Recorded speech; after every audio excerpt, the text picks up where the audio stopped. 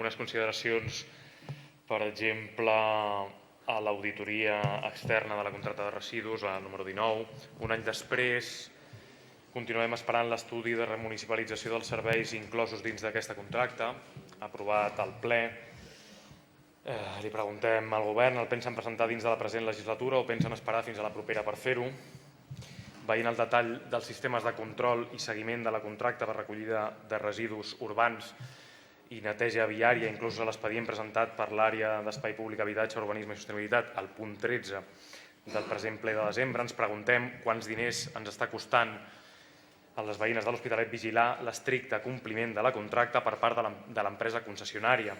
És raonable qüestionar-se per nosaltres, mantenir externalitzats aquests serveis i posar tots aquests recursos públics a controlar el bon funcionament dels mateixos, en comptes de dedicar-los a millorar la incidència real dels serveis, a la millora de la neteja dels nostres carrers i del sistema públic de recollida de residus. Per nosaltres està clar que no és raonable.